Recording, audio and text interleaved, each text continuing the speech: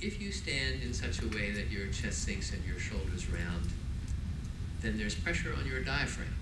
Your breathing is obstructed. We need food to sustain ourselves. We need water to sustain ourselves.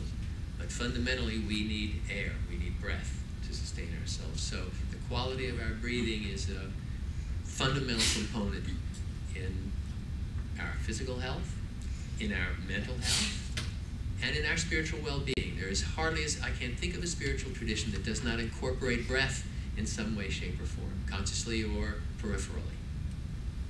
So alignment of the body has a really direct and profound effect on the quality of your breathing. If you're sunken in the chest, you have pressure on your diaphragm, the rib cage is collapsed, you don't breathe so well.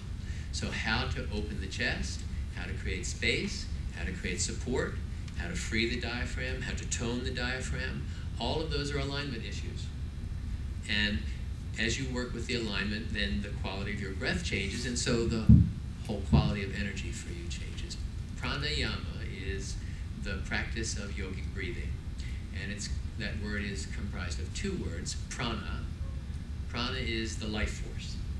It is that cosmic energy which energizes everything in the universe. And ayama is restraint, control, direction. So pranayama is directing the life force, and the vehicle through which we do that is the breath.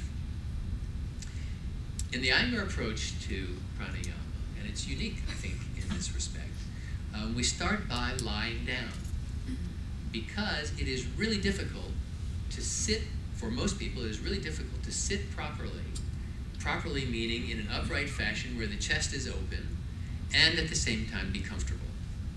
People can find that space, but they can't breathe usually because they're so tense and trying to just sit up straight and hold their chest open that they actually can't breathe. Sort of counterproductive when you're working on breathing. So we start by lying down to create a air of relaxation, a feeling of softness, of surrender, of receptivity to the breath. Also in lying down, it becomes a little easier through the use of props to align the body, to make the body even, to make the body in a straight line, to balance the two sides of the body, to regulate through that balance the flow of the breath. And of course, another characteristic of the Iyengar approach to yoga is the use of props. Alignment is difficult in the postures, particularly because there are certain weaknesses, certain tight areas. And so the use of props, blocks, straps, chairs, walls, as well as blankets and mats, are there to facilitate the obtainment of proper alignment in the poses.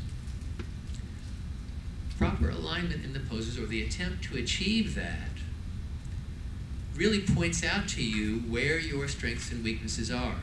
The body, given a particular form, a particular pose to do, will always find the easiest way to get to approximate that shape. It will avoid the areas of tightness or the areas of weakness because its bodies are into self-preservation and comfort. And so the body is very, very clever that way, and it's going to find a way to avoid the tight area that you have or the weak area that you have. And so the emphasis on alignment sort of forces you to confront those issues of strength or weakness or imbalance in your body that you would otherwise avoid. And the whole question of balancing strength and flexibility is a very important one. A lot of people think of yoga as being primarily flexibility oriented. You see pictures of folks with their feet behind their head or bent over backwards with their head on their feet, things like that. So wow, it's pretzel stuff. And it is that. It's just exploring your own challenge, your own limitations and range of motion and capabilities, and as you keep exploring that, the edges of that expand gradually. So you wind up with things that 5 years earlier you would go, no, humans really can't do that. By focusing on strength as well as flexibility, you bring the body into balance. It isn't just about flexibility. And once flexibility and strength are established, then stamina is developed, the ability to stay. And when you can stay, then you can work on this whole question of alignment and balance in a much more internal and subtle way. If if you're just in and out, there's not much time. You can still work on alignment, but alignment, we don't have mirrors at Unity Woods on the walls. And we don't have mirrors because we don't want people to look at the outsides of their bodies and go, this is what the pose is supposed to be. The pose is an internal experience.